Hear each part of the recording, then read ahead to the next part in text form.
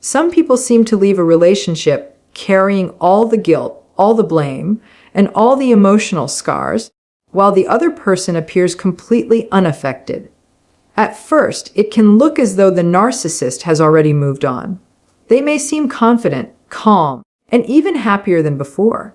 They might start posting smiling photos, acting as if nothing ever happened, or surrounding themselves with new people almost overnight. But appearances can be incredibly misleading, because when a narcissist loses the person they used as their scapegoat, something much deeper begins to happen beneath the surface. Not immediately, not in a dramatic Hollywood moment, but slowly, quietly, and often in ways that most people never recognize. The scapegoat is rarely just another person in the narcissist's life. They serve a much bigger purpose.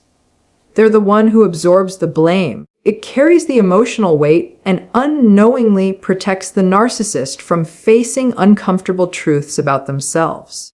So when that person finally walks away, the entire emotional balance begins to shift. And that's exactly what we're going to explore today. By the end of this video, you'll understand why losing a scapegoat can create a reaction that many people never expect, why some narcissists suddenly try to reconnect months later, and why walking away often gives the scapegoat something they didn't realize they had lost for years. But before we go any further, there's one thing that needs to be clear. This isn't about labeling every difficult person a narcissist. Human behavior is complex. People make mistakes. Relationships fail for many different reasons. Today, we're talking about patterns that are commonly associated with narcissistic behavior, especially in relationships where blame, manipulation, and emotional control become repeated cycles. Understanding these patterns isn't about seeking revenge. It's about recognizing them so they no longer control your life. Because here's something many survivors eventually realize: the biggest mistake isn't believing the narcissist. It's believing the story they convinced you to tell yourself. If you've ever been blamed for problems that didn't seem to make sense, if you constantly felt like you were apologizing without fully understanding what you had done wrong, or if you found yourself working harder and harder just to keep the peace, you may have experienced what psychologists often describe as the scapegoat role. And here's the surprising part. Most people don't even realize they're in that role until they're finally out of it. While it's happening, it feels normal. You become so focused on fixing every conflict that you stop asking why every conflict somehow becomes your responsibility. Day after day, argument after argument, you begin questioning your own memory, your own judgment, sometimes even your own identity. You start thinking, maybe I really am too sensitive. Maybe I always make things worse. Maybe if I just tried harder, everything would finally get better. Those thoughts don't appear overnight. They grow little by little, one conversation at a time, one accusation at a time, one apology at a time. Eventually, carrying the blame becomes part of your routine. And that's exactly why the scapegoat role becomes so powerful. Because once someone accepts responsibility for everything, they stop noticing who never accepts responsibility for anything. Think about that for a moment. Healthy relationships don't require one person to carry all the emotional weight. Disagreements happen. Misunderstandings happen. But accountability moves in both directions. When one person is always the problem and the other is always the victim, the relationship slowly loses its balance. That's where the scapegoat becomes essential. Not because they're weak. Ironically, it's often because they're strong. They're patient enough to keep trying, empathetic enough to keep forgiving, hopeful enough to believe that tomorrow will finally be different. Those qualities are beautiful in healthy relationships. But in unhealthy dynamics, they can be quietly exploited. That's why many scapegoats stay far longer than outsiders can understand. Friends might ask, "Why don't you just leave?" Family members might say, "It can't be that bad." But they don't see what happens behind closed doors. They don't see the moments when kindness briefly returns, the promises, the apologies, the hope that things are finally changing. Those moments can make leaving incredibly difficult because every small improvement feels like proof that the relationship can still be saved. But over time, another pattern begins to emerge. The criticism becomes more frequent. The blame becomes more automatic, and the emotional exhaustion becomes impossible to ignore. Then one day, something changes. Not necessarily because the scapegoat suddenly becomes fearless. Often, they're simply tired. Tired of defending themselves. Tired of explaining their intentions. Tired of carrying responsibility for problems they never created.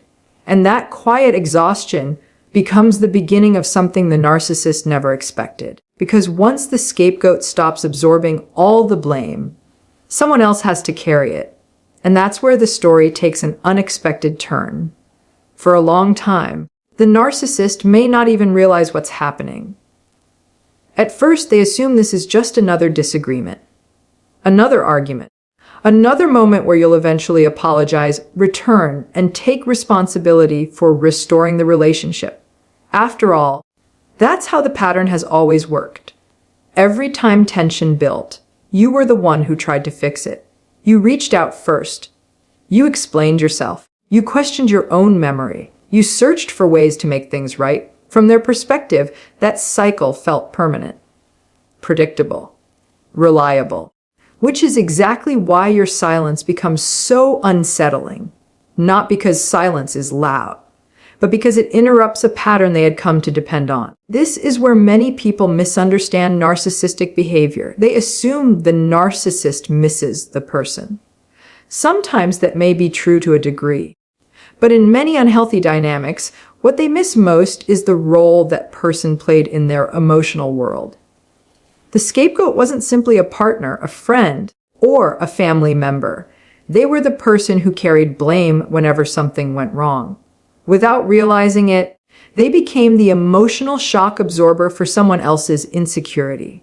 And once that disappears, an uncomfortable reality begins to surface. The frustration that once had somewhere to go suddenly has nowhere to land. The criticism that once focused on one person no longer provides the same emotional relief. The emotional pressure begins turning inward, and that's something many narcissistic individuals work very hard to avoid. Because accepting genuine responsibility requires something they often struggle with: self-reflection. Real self-reflection isn't easy for anyone. It asks uncomfortable questions. Could I have handled that differently? Did I hurt someone I cared about? Am I repeating the same pattern? Most emotionally healthy people ask themselves those questions from time to time. Not because they're perfect, but because growth depends on honesty. Someone with strong narcissistic traits often experiences those same questions very differently. Instead of feeling like opportunities to grow, they can feel like threats to the image they've built of themselves. And protecting that image becomes more important than understanding the damage left behind. That's why blame becomes so useful. If someone else is always responsible, there's nothing to fix, nothing to change, nothing to examine. The moment the scapegoat leaves, however, that system begins to crack. Not all at once, but little by little. Small inconveniences start creating bigger emotional reactions. Minor disappointments feel strangely overwhelming.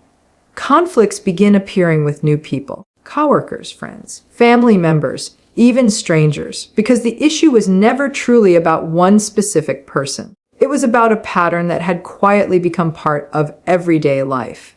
This is also why many narcissists quickly search for another source of validation.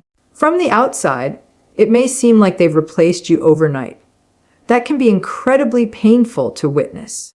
You might look at their new relationship and wonder, were they always happier with someone else? Did I ever matter? Was I really the problem all along? Those questions are understandable, but they're also the questions that keep many people emotionally trapped, because they focus on appearances instead of patterns. A new relationship doesn't automatically mean a healthy relationship. In fact, the early stages often look remarkably similar: attention, affection, excitement, admiration. Everything feels effortless until expectations begin replacing first impressions, until ordinary disagreements appear, until everyday stress enters the picture. And that's when old habits often begin finding new targets, which leads to something many former scapegoats eventually discover. The problem was never that they weren't good enough. The problem was that they spent years trying to satisfy expectations that were constantly changing. No matter how much kindness they offered, it was never enough. No matter how carefully they chose their words, there was always another reason to criticize. No matter how much they sacrificed, the finish line kept moving. Imagine trying to fill a bucket with a hole in the bottom. You keep pouring in more water, more effort, more patience, more understanding, but it never stays full. Eventually, you begin believing you're not pouring enough, when in reality, the problem was never the amount you gave.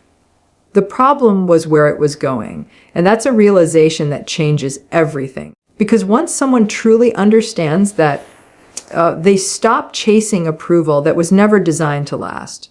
And when that happens, the entire relationship dynamic begins to shift in ways the narcissist often doesn't expect.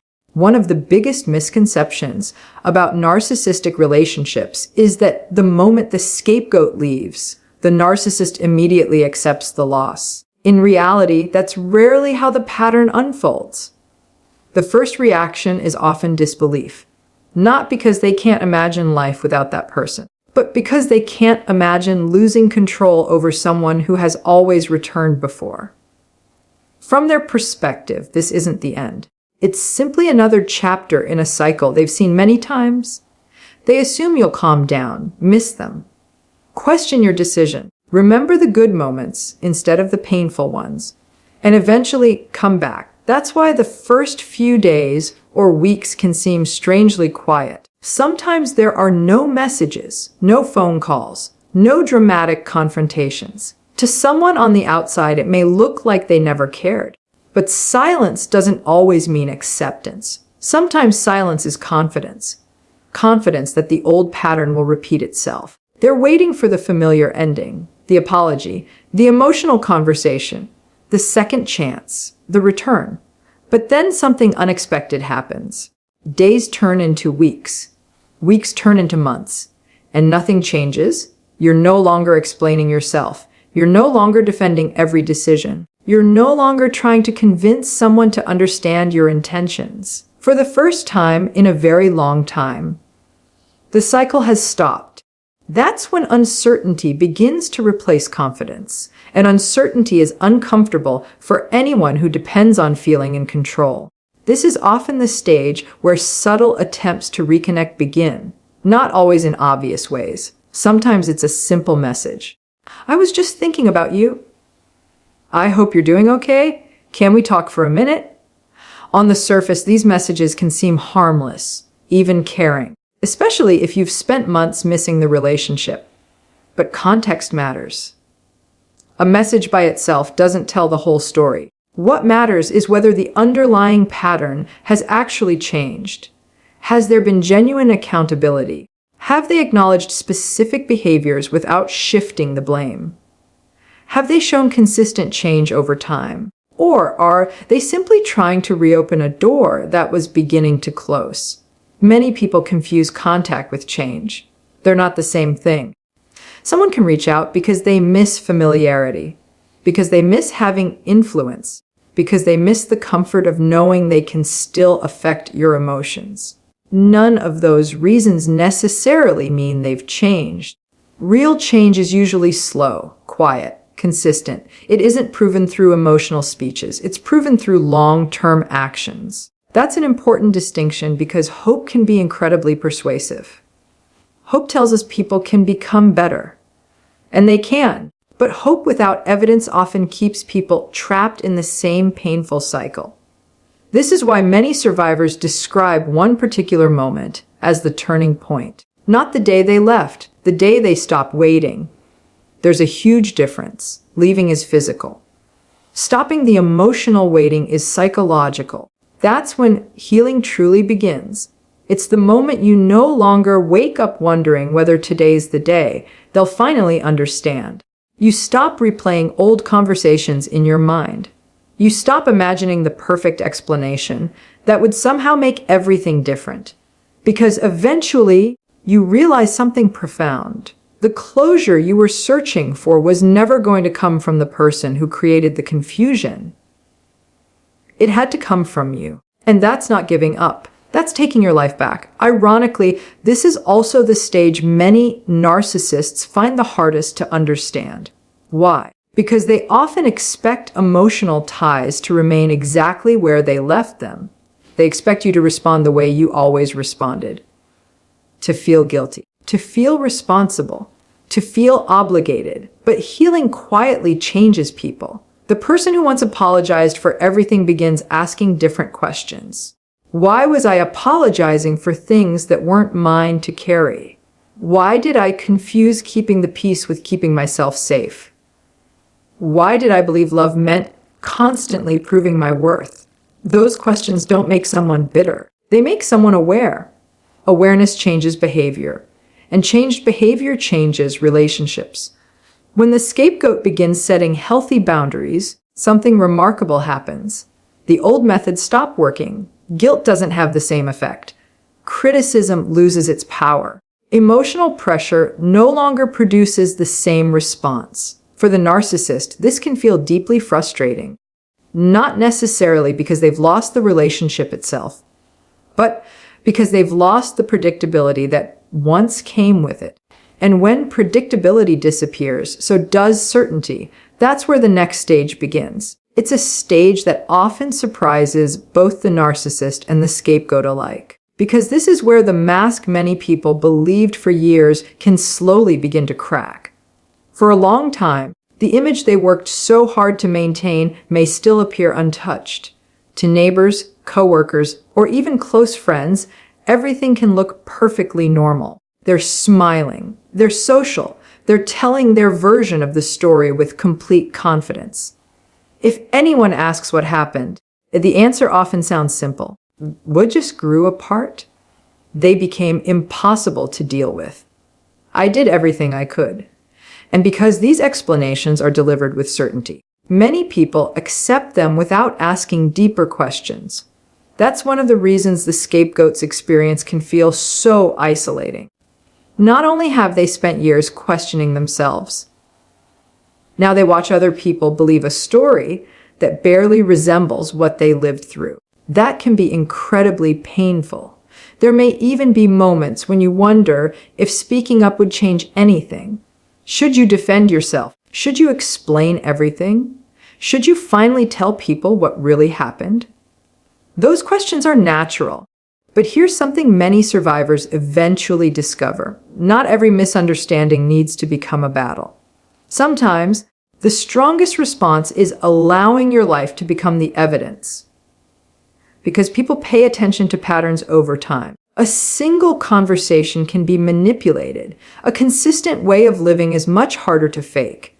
While the narcissist is focused on protecting an image, the former scapegoat has an opportunity to rebuild an identity.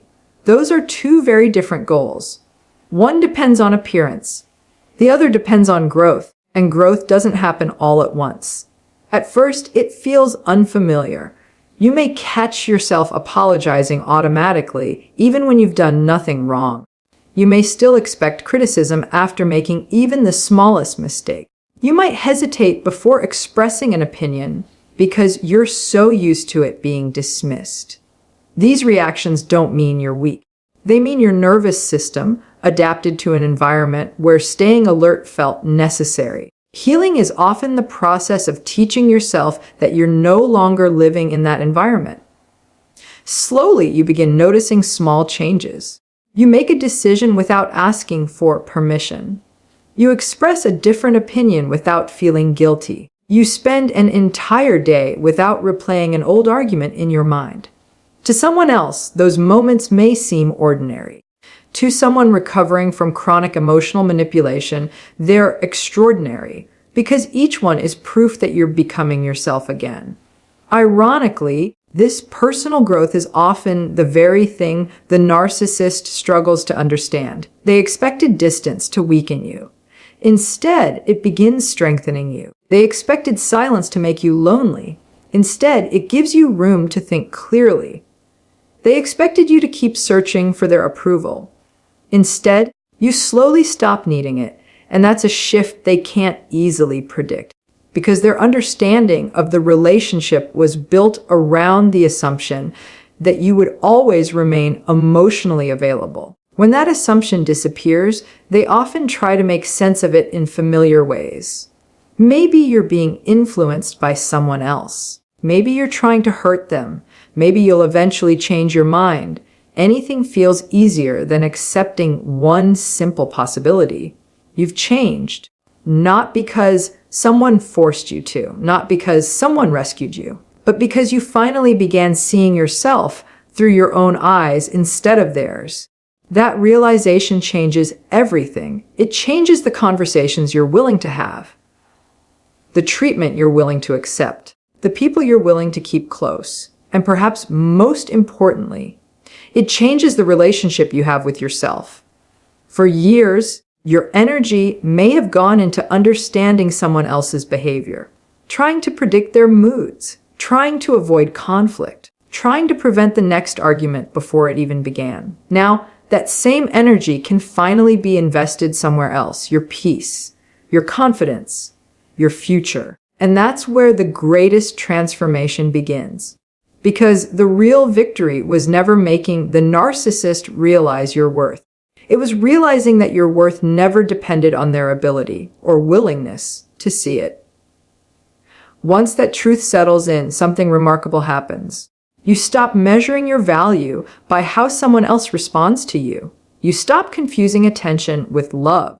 You stop believing that constant sacrifice is the price of being accepted. Instead, you begin building relationships where respect doesn't have to be earned every single day, where disagreements don't become personal attacks, where accountability exists on both sides, where kindness isn't followed by manipulation.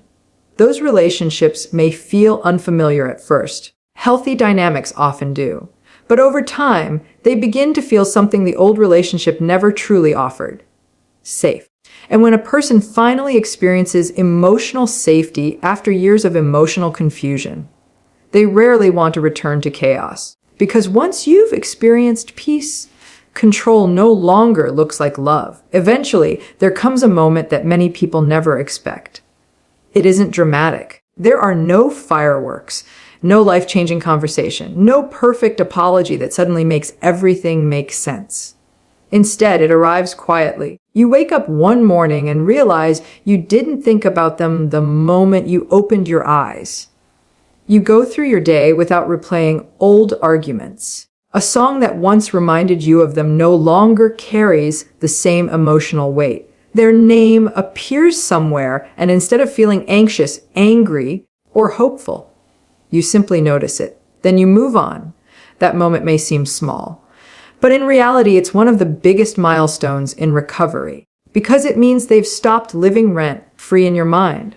For so long, your emotional energy revolved around understanding someone else's behavior. Now, it's returning to where it always belonged, you. Looking back, you may even notice something surprising. The relationship didn't just consume your time. It consumed your attention, your confidence, your ability to trust your own instincts, your belief that your feelings mattered. Little by little, those pieces begin returning, not all at once, but steadily. You start making decisions without second-guessing yourself. You stop feeling responsible for other people's emotions. You become comfortable saying, "No," without explaining yourself for 10 minutes afterward. And perhaps the greatest change of all, you stop chasing people who repeatedly show you they don't value your presence. That's not becoming cold. That's becoming healthy. One of the most powerful lessons former scapegoats learn is that peace is not something another person gives you. It's something you protect. That means paying attention to patterns instead of promises, listening to actions instead of excuses, and remembering that genuine respect doesn't disappear the moment you set a boundary. Healthy people may not always agree with your boundaries, but they don't punish you for having them. That's an important difference. If someone only treats you well when you're easy to control, that isn't respect. It's convenience. Real respect remains even when you say no, even when you disagree, even when you choose yourself. As your confidence grows, something else begins to happen. The need for answers slowly fades. At one point, you may have wanted the narcissist to finally admit everything, to acknowledge the pain they caused, to understand what you went through. And while that desire is completely understandable, healing often brings a different perspective. You realize that waiting for someone else to validate your experience keeps your future connected to their choices. Freedom begins when your healing no longer depends on another person's awareness. It depends on your willingness to move forward. That doesn't mean pretending the past never happened. It means refusing to let it define the rest of your life. The truth is, losing the scapegoat changes the narcissist's world in ways they may not expect. But the greater transformation often happens in the life of the person who left. Because the moment you stop carrying blame that was never yours, you make room for confidence, for clarity, for healthier relationships, and for a version of yourself that no longer needs to earn love by sacrificing your own well-being. If there's one idea to remember from this entire conversation, let it be this: your value was never determined by how someone treated you. The right people won't require you to prove your worth through endless apologies, constant self-doubt, or emotional exhaustion. Healthy relationships are built on mutual respect, honesty, accountability, and kindness. If this video helped you better understand these relationship patterns, consider sharing it with someone who may need to hear this message today. And if you'd like more thoughtful discussions about emotional health, narcissistic behavior patterns, and personal growth, don't forget to subscribe. Thank you for watching. Take care of yourself, and remember, sometimes the strongest thing you can do isn't convincing someone else to see your worth. It's finally seeing it yourself. There's one final truth about this dynamic that often goes unnoticed. When people hear the phrase, "the narcissist lost their scapegoat," they naturally focus on the narcissist. What are they thinking? How are they reacting? Who will they blame next? But after a certain point, those questions become far less important than a different one. What happens to the person who finally breaks free? Because that's where the real story begins. For years, your life may have revolved around avoiding conflict, explaining yourself, and trying to keep someone else emotionally comfortable. You may have measured a good day by whether an argument didn't happen. You may have celebrated the smallest moments of kindness because they gave you hope that things were finally changing. Over time, that becomes exhausting, not just physically, but emotionally. Living in a constant state of uncertainty changes the way people see themselves. It teaches them to question their instincts, to stay quiet when something feels wrong, to believe that love always requires sacrifice. But healthy relationships teach something completely different. They teach you that respect isn't earned by suffering. Trust isn't built through fear, and love doesn't require you to lose yourself. As healing continues, many former scapegoats notice changes they never expected. They laugh more easily. They sleep better. They stop checking their phone every few minutes. Simple decisions no longer feel overwhelming. The constant tension begins to fade, replaced by something that may feel unfamiliar at first: peace. And while peace might seem ordinary to someone who has always lived with it, to a person who's spent years walking on eggshells, peace can feel life-changing. That's why moving forward isn't about proving anything to the narcissist. It's not about making them regret losing you. It's not about waiting for karma or hoping they finally understand what they lost. Those outcomes are outside your control. The only thing truly within your control is the life you choose to build next. Every healthy boundary you set, every decision you make with confidence, every relationship based on mutual respect instead of fear. Those are the things that shape your future. The past may explain your pain, but it doesn't have to define your future. One day, someone may ask you what happened. You won't need to tell the entire story. You won't need to convince anyone who was right or wrong. You'll simply know how far you've come. Because healing has a quiet confidence. It doesn't need to announce itself. It shows up in the way you protect your peace, in the people you choose to keep close, in the standards you refuse to lower, and in the life you create from that point forward. So if you're watching this today and you recognize parts of your own story in these patterns, remember this: you are not defined by the role someone assigned to you. You are not the blame they placed on your shoulders. You are not the criticism you heard over and over again. You are not responsible for carrying someone else's unresolved pain. You are a person with the ability to learn, grow, heal, and begin again. And sometimes the most powerful decision you'll ever make isn't changing another person's behavior. It's refusing to let that behavior shape the rest of your life. Thank you for spending these moments with me. If this video gave you a new perspective, I hope you'll share it with someone who may need this message today. And if you'd like to continue exploring topics like emotional healing, healthy boundaries, and understanding difficult relationship patterns, be sure to subscribe and join us for the next conversation. Until next time, take care of yourself, protect your peace, and never underestimate the strength it takes to walk away from what no longer honors your well-being. Because in the end, losing the scapegoat may change the narcissist story, but choosing yourself changes yours forever.